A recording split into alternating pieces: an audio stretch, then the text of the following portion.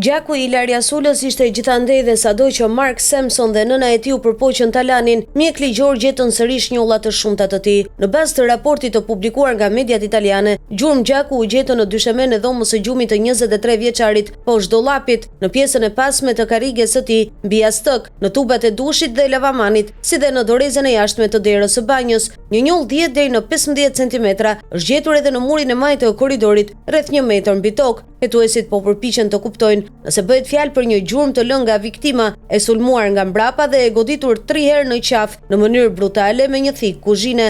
Ata dyshojnë se 22 vjeçaria mund të ketë tentuar të arratisë drejt derës së banesës dhe mund të ishte mbështetur pas murit me duart të mbuluara me gjak. Nëse do të ishte kështu, pozicioni procedurial i nënës së Sampson, aktualisht në hetim për bashkëpunim në fshehjen e një kufome, mund të ndryshojë. Nëse ajo ka qenë dëshmitare e agonisë së 22 vjeçares që zgjati disa minuta pa thirrur ndim, prokuroria mund ta akuzojë edhe për bashkëpunim në vrasje, edhe pse vrasësi i tha se nëna e tij ishte në dhomën e saj të gjumit dhe Ilaria bërtiti pak. Është e vështirë të besohet se në një apartament prej vetëm 50 metra shkatror, ajo nuk ka vënë re asgjë, veçanërisht nëse dera e dhomës së Markut ka qenë e hapur dhe vajza ka tentuar të arratisej. Nëna Nors Manlapaz u tha hetuesve të cilët e morën në pyetje për më shumë se 4 orë gjysmë të hënën e kaluar: "Unë isha duke fjetur atë mbrëmje, e kuptova se ishte një person tjetër në shtëpi vetëm mëngjesin e 26 marsit, kur pash 2 filxhan kafeje. I dëgjova duke u grindur, pastaj asgjë. Hapa derën dhe pash vajzën e vdekur, më të fikët. Pasi ishte ndjerë e sëmur, ajo tha se doli nga shtëpia për të marrë pak ajër, e më pas u kthye dhe e ndihmoi djalin e saj të pastrojë, por zbardhuesi nuk mjaftoi për të fshirë gjurmët e krimit. Në shtëpi agjentët thuhet se gjetën lecka me njolla gjaku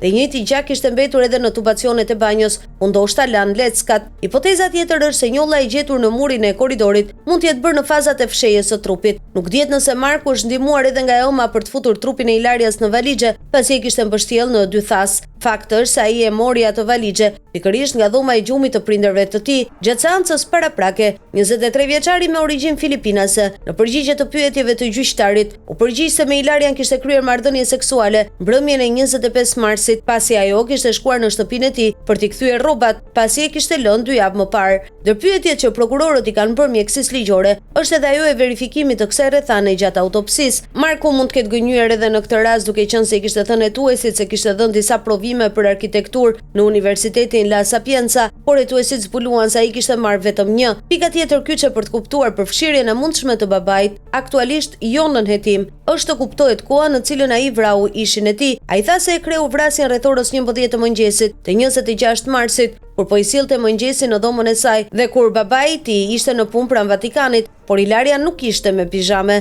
Ajo kishte veshur rrobat e ditës apo ishte vrarë me thik që një natë më parë, pasi mbriti në shtëpinë e tij. Policia po kontrollon edhe alibin e xhaxhait të Markut, i cili banon në të njëjtin pallat dhe tha se atë mëngjes ka qenë në punë në dyqan 500 metra larg.